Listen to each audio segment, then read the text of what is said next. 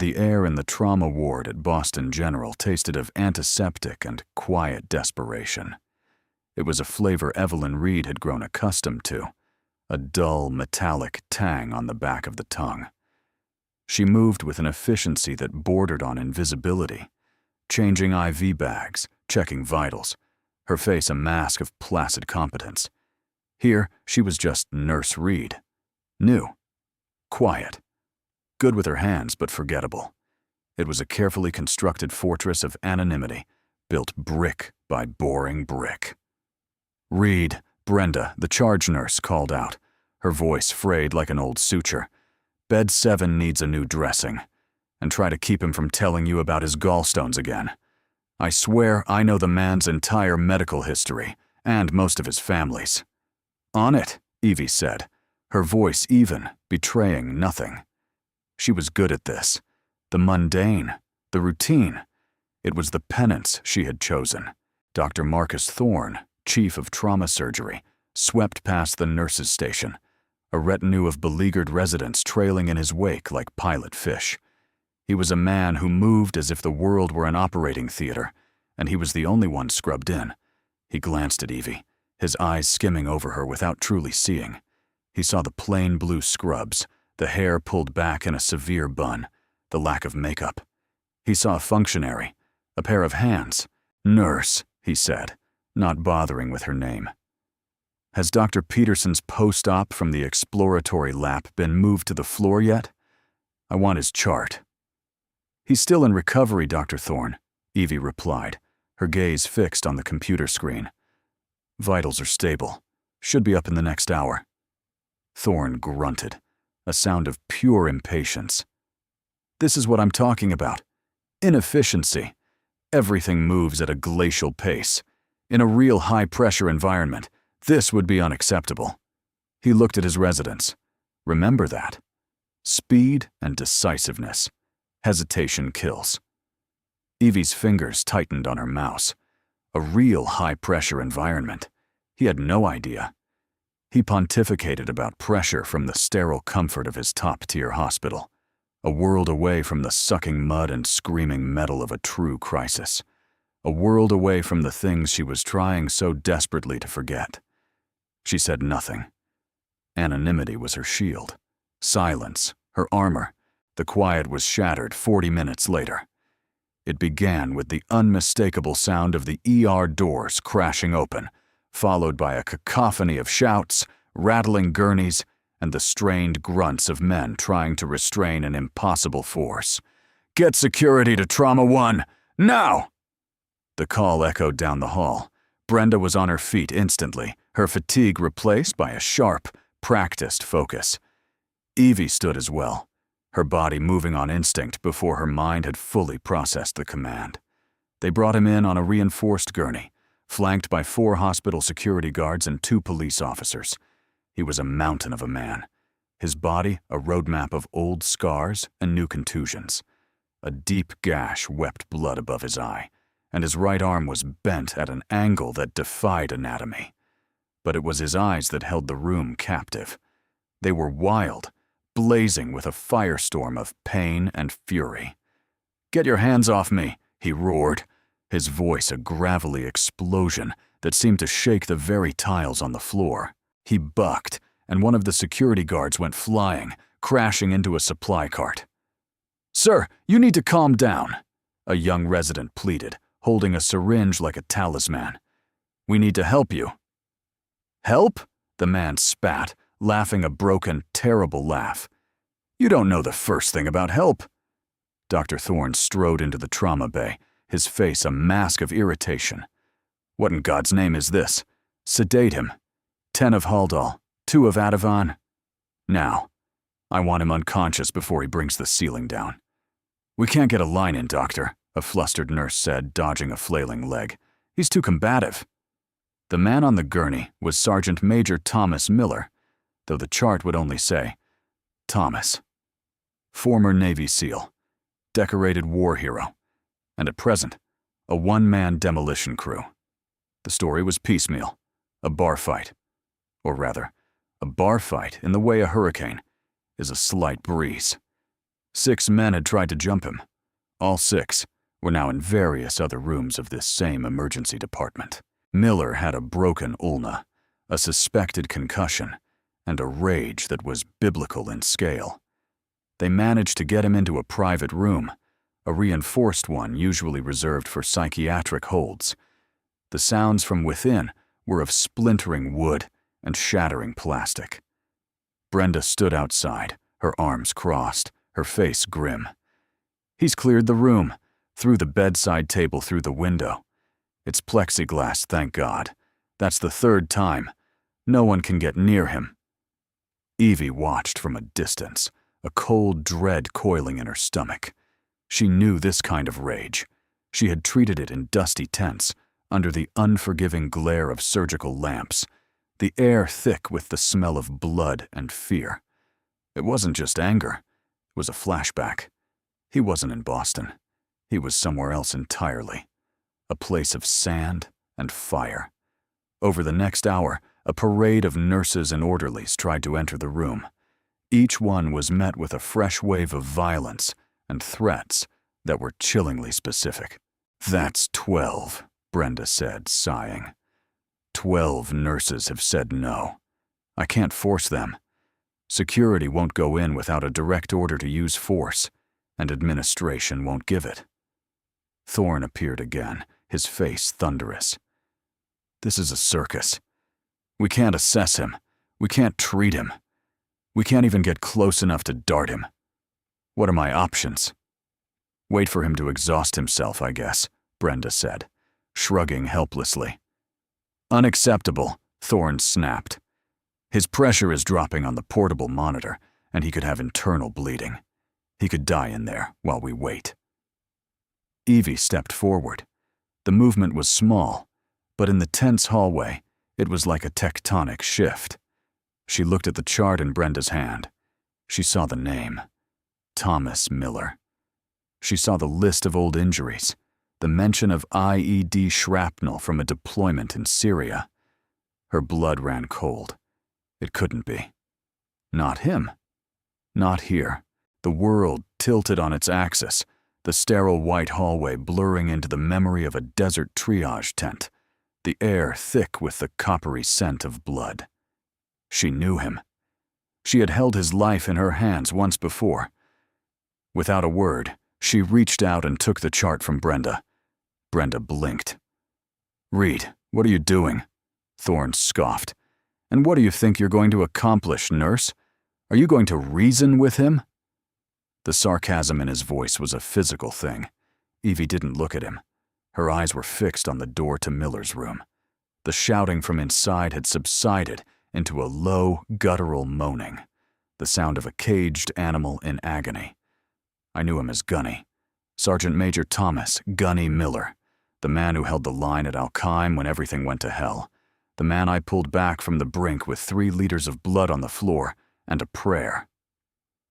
12 nurses said no, Brenda repeated, her voice a soft warning. "Security is on standby." Evie just nodded. She grabbed the chart and walked toward his room. "Reed, don't be a fool," Thorne called after her. "That's an order." She ignored it. An order from him meant nothing.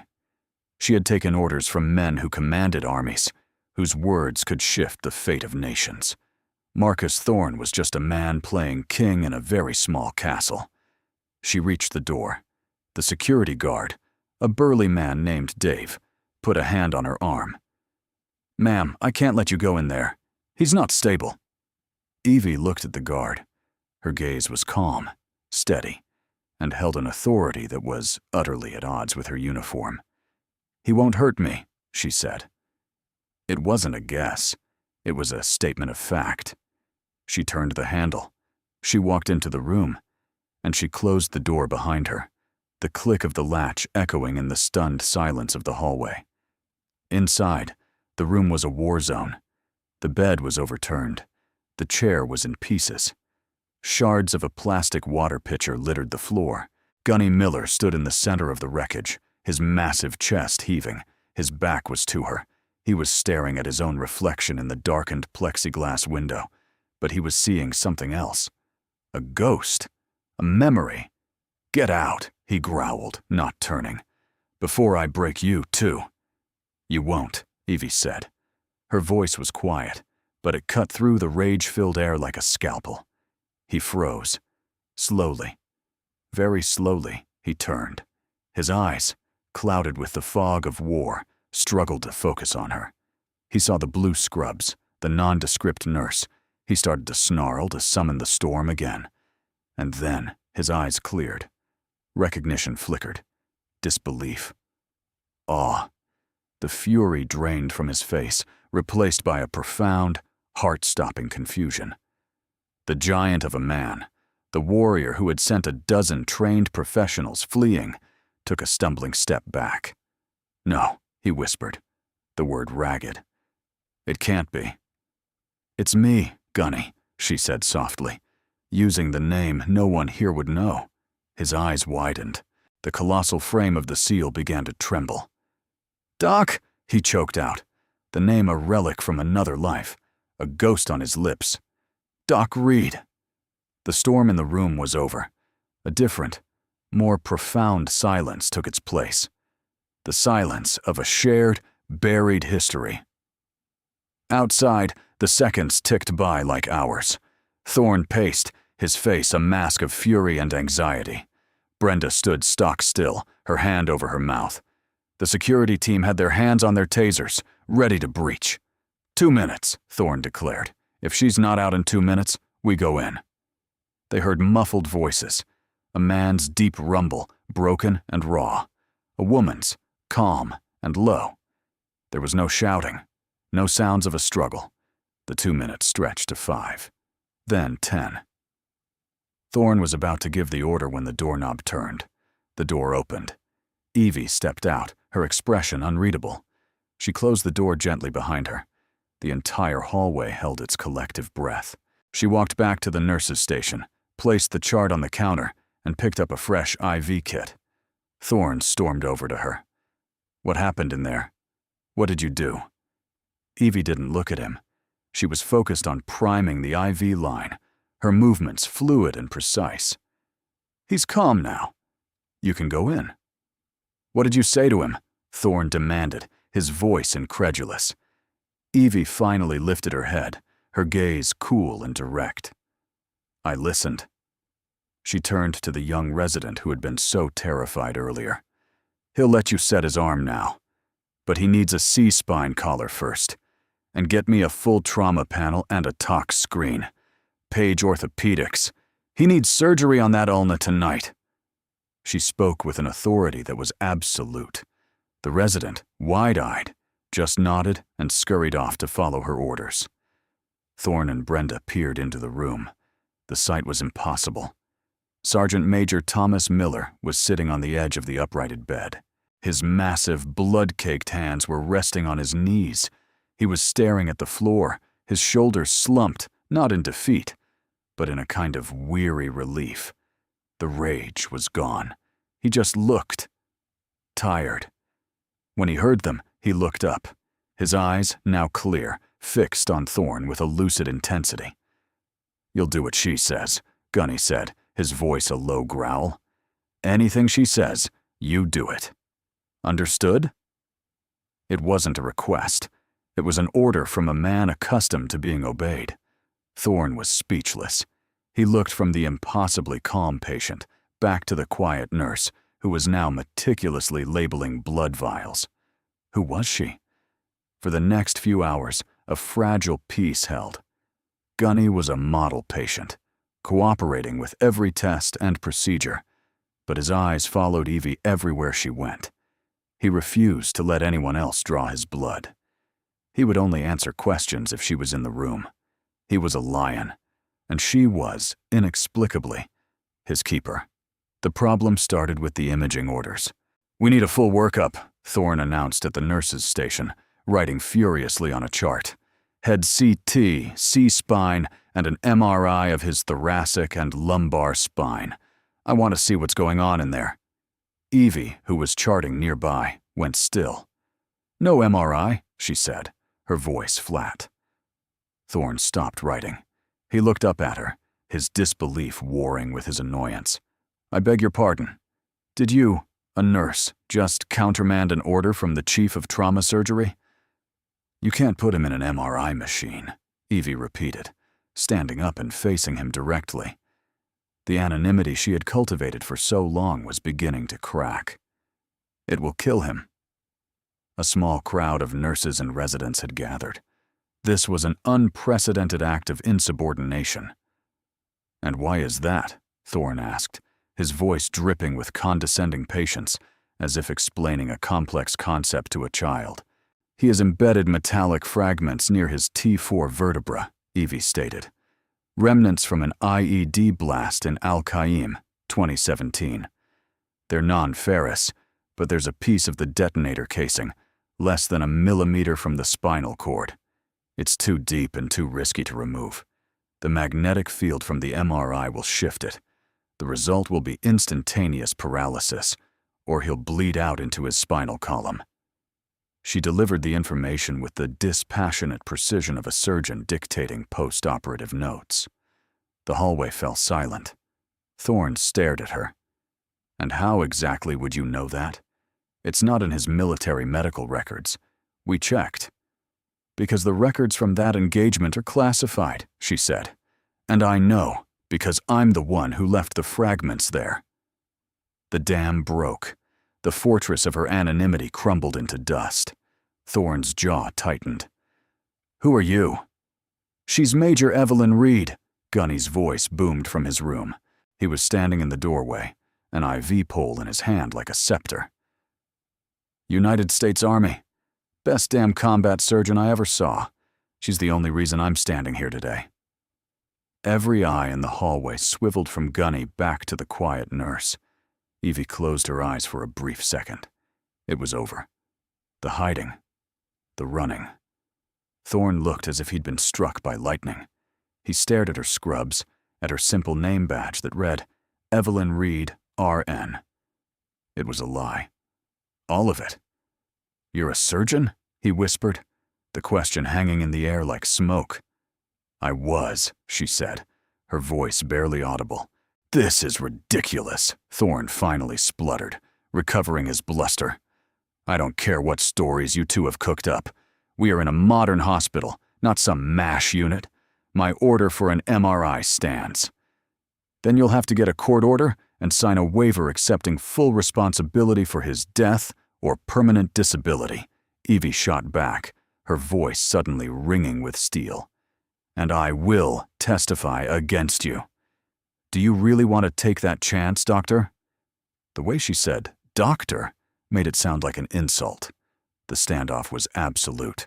The rigid, protocol-driven world of civilian medicine had just slammed into the brutal, improvisational reality of combat surgery. And the collision point was Evelyn Reed. What would you have done in Dr. Thorne's position? Would you trust the mysterious nurse or the established protocol? Share your thoughts in the comments. Thorne, for the first time in his professional life, was at a complete loss. He was a man who lived by charts, by data, by established procedure. And here was a woman, a nurse he'd dismissed a dozen times, telling him his own state-of-the-art diagnostics would kill his patient. And the patient, a man who had terrified his entire staff, was backing her up with unwavering loyalty. He stared at her, truly seeing her for the first time. The calm in her eyes wasn't passivity, it was control. The quietness wasn't timidity, it was discipline. He saw the ghost of a commander in the way she stood, the shadow of a surgeon in the certainty of her words. Get me the hospital administrator, Thorne said to Brenda, his voice tight. And get Nurse Reed into my office. Now. The office was sterile and impersonal, decorated with framed diplomas and awards that charted Thorne's meteoric rise. It was a shrine to his own ego. Evie stood in the center of the room, her hands clasped behind her back, in a parade rest she wasn't even conscious of holding. Thorne closed the door, shutting out the curious eyes in the hallway. He rounded on her, his face a storm of confusion and anger. I want an explanation. I want to know who you are. And I want to know why you are working as a nurse in my trauma ward under false pretenses." "My nursing license is valid," Evie said calmly. "There are no false pretenses. I'm qualified for the job I was hired to do." "Don't play games with me," Thorne's voice rose. "You claim to be a surgeon, a military surgeon. You countermanded my direct medical order based on classified information. You have jeopardized this entire hospital's liability. So you will start talking, or I will have security escort you out of this building, and I will personally see to it that your nursing license is revoked."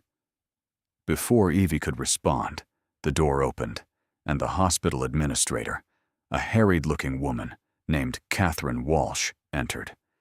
She looked from Thorne's furious face to Evie's placid one. "Marcus, what is going on? The entire floor is buzzing, and I have a patient, a decorated war hero, who is refusing all treatment unless a specific nurse is present." "This is the nurse," Thorne said, gesturing at Evie with a sweep of his hand. "Except she's not a nurse. She's a surgeon, or so she claims." Catherine's eyes widened. She looked at Evie. "Is this true?" I had a choice. Lie and disappear again, or face the music. But Gunny had trusted me. He had recognized me, and, in doing so, had given me back a piece of a self I thought I had buried forever. I couldn't run. Not this time. "My name is Dr. Evelyn Reed," I said, my voice clear and steady. "I was a major in the U.S. Army Medical Corps, attached to Joint Special Operations Command. I specialized in forward surgical intervention. For 6 years, my operating room was whatever tent we could pitch, often under direct fire." The air in the office grew thick with the weight of her words. Thorne and Walsh were silent, their skepticism warring with the undeniable ring of truth in her voice. "Sergeant Major Miller was my patient in 2017, Evie continued. "His unit was hit by a new type of IED. It was designed to fragment into fine, undetectable ceramic and metallic shards. He had catastrophic internal injuries. He was bleeding out from a dozen different wounds. Standard procedure would have been to declare him expectant, beyond saving." Her eyes grew distant, seeing not the plush office but a blood-soaked canvas tent. "I didn't follow standard procedure. I initiated a massive transfusion protocol, performed a resuscitative thoracotomy right there on the table to manually clamp his aorta, and spent the next 12 hours literally piecing him back together. I removed 37 pieces of shrapnel. I left one in, the one near his spine. It was a calculated risk. Trying to remove it would have severed the cord. Leaving it meant he would live, but he could never go near a powerful magnetic field." She looked back at Thorne, her gaze sharp. Information that was, of course, stamped top secret and buried in a file that you, with all your civilian credentials, could never hope to access. "So, yes, doctor. Your MRI order would have killed him. And no, I was not going to let that happen." The demonstration of her impossible skill wasn't in a flashy surgical procedure under the bright lights of a Boston OR. It had already happened, years ago, in the dark and the dirt. This was just the debriefing. Thorne sank into his chair, stunned. The arrogance was gone, replaced by a dawning, humbling realization. He wasn't in the presence of an insubordinate nurse. He was in the presence of a peer, and likely a superior. A surgeon forged in a crucible he couldn't even imagine. "Why?" Catherine Walsh asked, her voice soft. "Why are you working here as a nurse? A surgeon with your experience could work anywhere in the world." This was the question Evie dreaded, the one that led back to the darkness. "I made a mistake," she said, the words tasting like ash. "At Al-Qaim, there was a mass casualty event, a friendly fire incident. We had a dozen critical patients, not enough blood, not enough hands. I was the lead surgeon. I had to make choices, triage, who lived, who died." Her voice faltered for the first time. 3 soldiers died on my table that night. An inquiry found me negligent. They said I deviated from protocol, that my improvisational techniques were reckless. I was given a choice, a dishonorable discharge, or I could resign my commission and simply disappear. "So you came here," Catherine concluded, "to hide."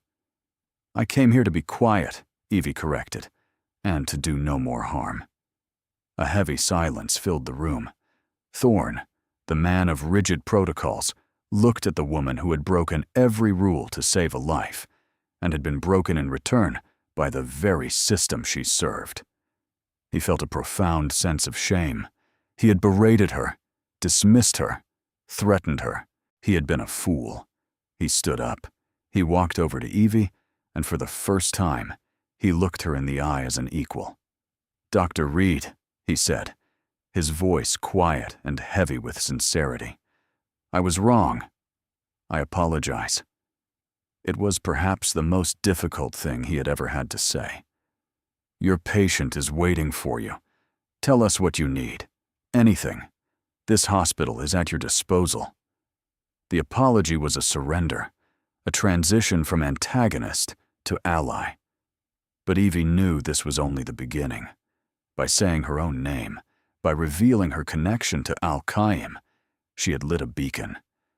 And she knew, with a certainty that chilled her to the bone, that something would be drawn to that light. Something from the past she had tried so hard to bury. Her new alliance with Thorne was forged in the crucible of Gunny's immediate medical crisis. Thorne, humbled and now deeply respectful, cleared her for surgical privileges on an emergency basis, backstopped by his own authority. He watched, mesmerized, as she didn't just assist in the orthopedic surgery to repair Gunny's arm, but guided the attending surgeon with quiet, confident suggestions that were years beyond standard textbook techniques. She showed him how to use a specific suture pattern to minimize nerve damage, a trick she'd developed for blast trauma victims. The orthopedic surgeon, a man with 20 years of experience, listened with the rapt attention of a student.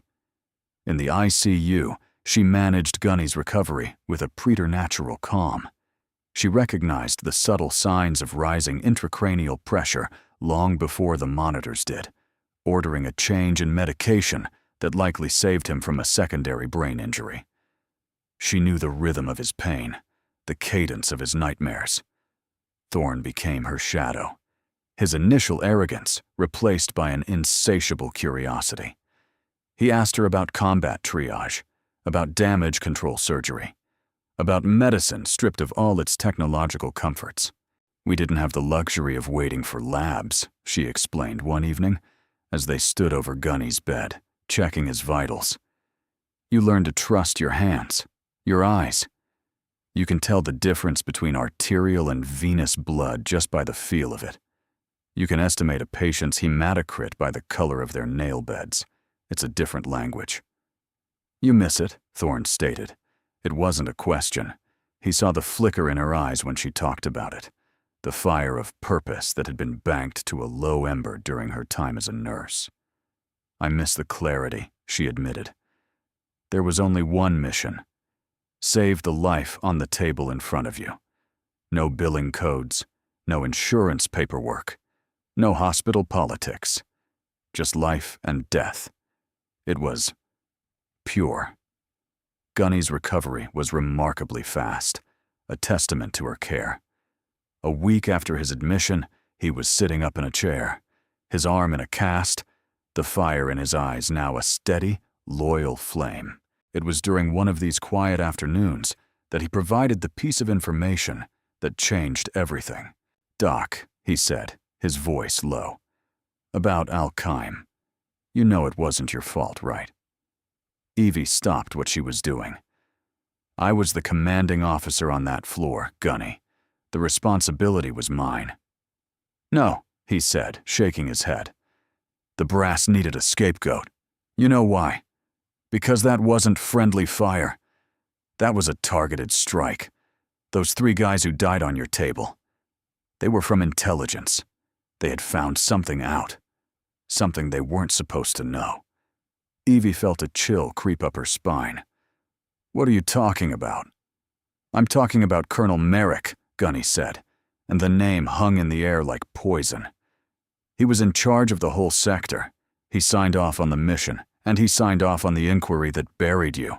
He came to see me after I was stable, told me what the official story was, told me to keep my mouth shut if I knew what was good for me." Her memory flashed. Colonel Merrick, a man with cold, calculating eyes and a smile that never reached them. He had been the one to deliver the verdict, to offer her the choice to disappear. At the time, she was too consumed by grief and guilt to see the game being played. Now, Gunny's words cast a sinister new light on the entire event. The men who died, the convenient scapegoat. It was a setup, a clean-up operation. She hadn't failed. She had been framed. The revelation was a seismic shock, reordering the foundations of her guilt. But it was also terrifying. If Gunny was right, then she wasn't just a disgraced surgeon. She was a loose end, a witness who had seen the bodies. And she had just announced her location to the world. The threat arrived 2 days later. It didn't come with sirens and flashing lights. It came in a quiet black sedan that pulled up to the hospital's main entrance. 2 men in impeccably tailored dark suits stepped out. They moved with an unnerving, synchronized grace, their eyes scanning the area with a professional's detached vigilance. They weren't cops. They weren't feds. They were something else. They entered the hospital and spoke quietly to the security guard at the front desk. Minutes later, Catherine Walsh received a call. She appeared at the door of the ICU, her face pale. "Evelyn," she said, her voice strained. "There are some gentlemen here to see you, from the Department of Defense. They say it's a matter of national security." Evie's heart hammered against her ribs. It was happening. She met them in a sterile conference room. The 2 men stood by the door. A 3rd man was seated at the head of the table, his back to the window. He turned as she entered, and the air in the room seemed to drop 10 degrees. It was Colonel Merrick. He was older, his hair now streaked with silver, but his eyes were the same, as cold and dead as a winter sky. He was no longer in uniform, wearing a suit that was likely worth more than her car. "Major Reed," he said, his voice a smooth, polished baritone. "Or is it Doctor now? I must admit, I was surprised to hear your name pop up. I thought you were enjoying a well-deserved retirement." "What do you want, Merrick?" Evie asked, her voice steady despite the tremor in her hands. "Straight to the point.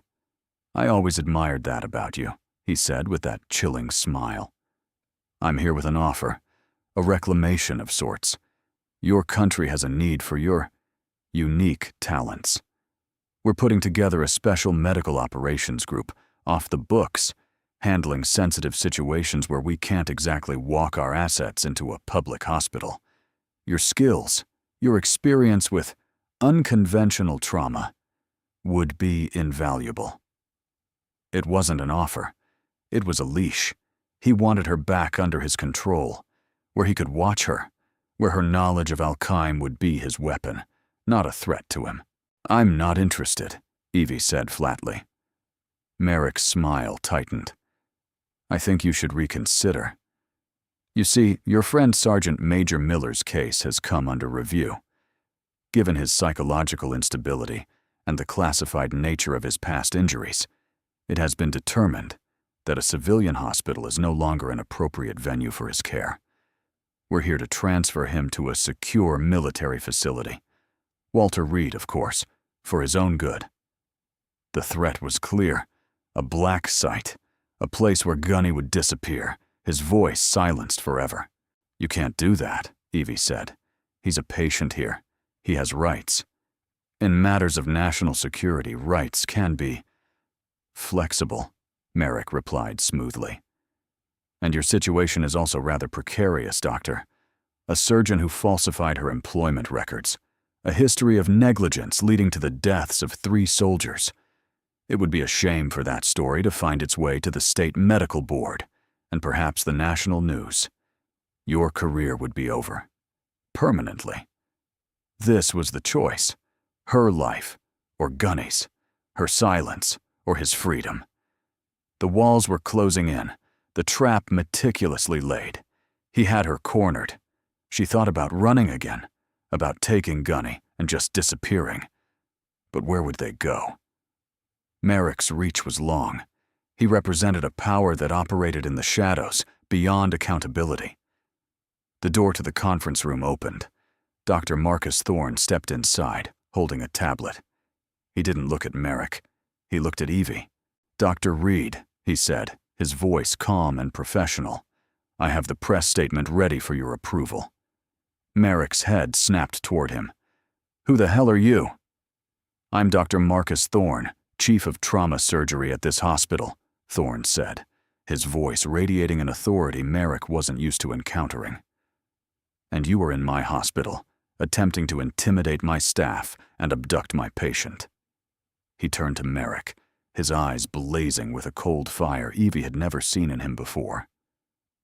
"This press statement details the miraculous recovery of decorated Navy SEAL Thomas Miller at the hands of our newest star surgeon, Dr. Evelyn Reed, a war hero in her own right. It also mentions that unnamed government agents are currently on site, attempting to remove this hero from our care against his will and against all medical advice. I have a list of every major news outlet in the country. All I have to do is press send." Merrick's face went rigid. This wasn't part of the plan. He operated in the quiet and the dark. A public spectacle. A media firestorm about a mistreated veteran. It was poison to men like him. "You're playing a very dangerous game, Doctor," Merrick hissed. "No," Thorne countered. "You are. You walked into my world. Here, I make the rules. And my first rule is, we do no harm. My second is, you do not threaten my people." It was a stunning display of loyalty. Thorne, the arrogant surgeon, had become her fiercest defender. He was using his power, the power of his institution, as a shield. Now it was my turn. The fear was still there, a cold knot in my stomach, but for the first time in years, it was joined by something else. Anger. A righteous, burning anger. He had taken my career. He had let me live with the guilt of men I hadn't killed. He would not take Gunny. He would not win. I stepped forward, standing shoulder to shoulder with Thorne. "The 3 men who died at Al-Qaim," I said, my voice ringing with conviction. "Sergeant Hastings, Corporal Diaz, and Specialist Cole. I remember their names, Merrick. I remember their wounds. And I remembered that their injuries weren't consistent with the shrapnel from the RPGs that hit the base. They were killed by something else, something cleaner, more precise. You didn't just cover it up. You did it." It was a bluff, a guess, an accusation born of instinct and a surgeon's knowledge of what different weapons do to a human body. I saw it in his eyes, a flicker, a microsecond of panic before the mask slammed back into place. I was right. "You have no proof," he whispered. "Don't I?" I countered. "I have Sergeant Major Miller, a living witness. I have my own testimony, as the surgeon who treated them. And now I have Dr. Thorne, and the full legal and public relations weight of one of the most respected hospitals in the country. Your quiet operation is about to get very, very loud. Is that what you want?" The standoff was absolute. A tense, silent battle of wills fought in a bland hospital conference room. Merrick looked from my face to Thorne's, then back again. He saw no fear, no weakness. He saw 2 doctors, united in their purpose, shielding their patient. He had miscalculated. He had assumed I was still the broken, disgraced surgeon who had fled into the shadows. He didn't realize that, in trying to bury me, he had inadvertently planted a seed, and Gunny's arrival had been the catalyst that allowed it to finally grow. Slowly, deliberately, Merrick stood up. He smoothed the front of his jacket. "This isn't over, Dr. Reed," he said, his voice a low promise of future retribution. "I know," I replied. But your time in my hospital is." He gave a curt nod to his men. Without another word, they turned and walked out of the room, their retreat as silent and unnerving as their arrival. The moment the door closed, a breath I didn't know I was holding escaped me in a ragged sigh. My legs felt weak. Thorne put a steadying hand on my shoulder. "Are you all right?" he asked, his voice filled with genuine concern. "Yeah," I said, a slow smile spreading across my face. "Yeah, I think I am." The ghost of Alkheim was finally gone. Not forgotten, but vanquished. I was no longer running from my past. I had faced it, and I was still standing. In the aftermath, everything changed. The confrontation with Merrick acted as a cleansing fire, burning away the last vestiges of Evie's cover identity. The story of what happened, the standoff, Thorne's defense, Evie's quiet courage, rippled through the hospital. Whispers followed her down the hallways, but they were no longer whispers of curiosity, but of awe. She was no longer Nurse Reed, the quiet new hire. She was Dr. Reed, the ghost surgeon who had faced down the government and won. Catherine Walsh called another meeting, but this time, the tone was entirely different. It was in the main boardroom, with Thorne seated beside Evie, a silent statement of their new partnership. "Dr. Reed," Catherine began, her expression a mixture of admiration and professional excitement. "What you have done for this hospital, for your patient, is extraordinary. It has also brought to light a significant gap in our own services. We are a top-tier trauma center, but we are not equipped to handle the unique and complex needs of our combat veterans. The physical wounds are often intertwined with psychological trauma that most of our staff simply doesn't understand." She slid a thick folder across the polished table. "This is a proposal. We want to create a new, specialized wing. The Center for Advanced Combat Trauma and Veteran Care.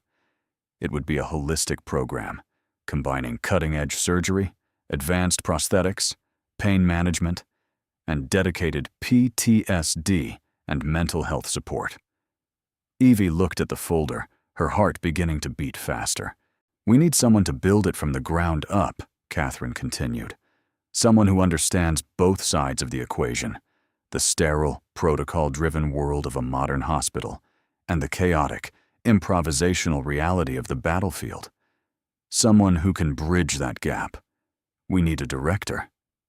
She paused, letting the weight of her words settle. "The board has already approved the funding. The position is yours, Evelyn, if you want it. Not just a surgeon, a leader, a builder. We want you to create the place you needed, the place soldiers like Sergeant Major Miller deserve."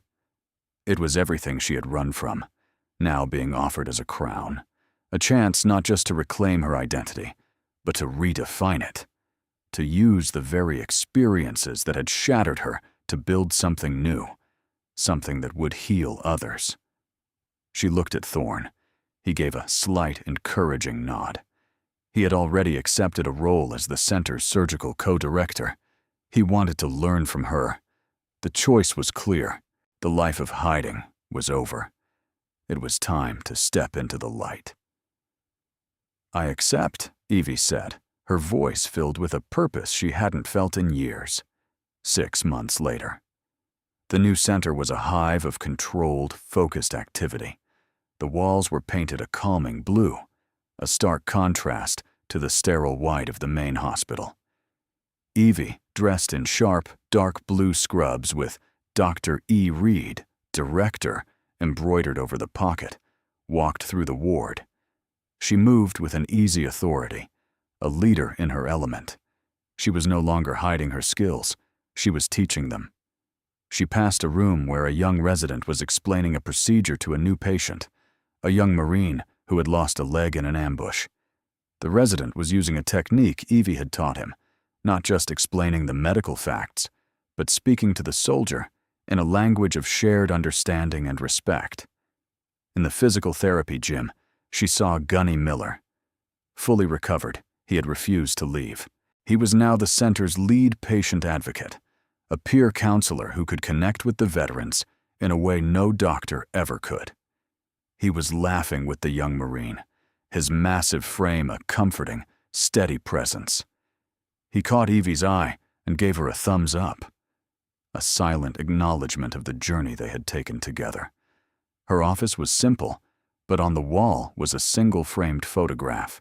It was of her old surgical team in Syria, a group of tired, smiling faces in a dusty tent. It was a reminder not of her failure, but of her promise. To Hastings, Diaz, and Cole. She would honor their memory by saving others. The overhead speaker crackled to life. Code 3, multiple casualty incident, interstate pileup, ETA 5 minutes, Dr. Reed to the trauma bay. A surge of adrenaline, clean and familiar, shot through her. She turned, her face calm and focused. She strode toward the trauma bay, her team of residents and nurses falling into step around her. They were a well-oiled machine, a team she had built, trained in the methods of 2 different worlds. As they pushed through the doors into the controlled chaos of the bay, she caught a glimpse of her reflection in the glass. She saw the surgeon she had always been, not diminished by her past, but strengthened by it. The haunted look was gone, replaced by the unwavering confidence of a woman who had found her true purpose. She was no longer a ghost. She was home. "All right, people," she said, her voice cutting through the noise, clear and commanding. "Let's go to work."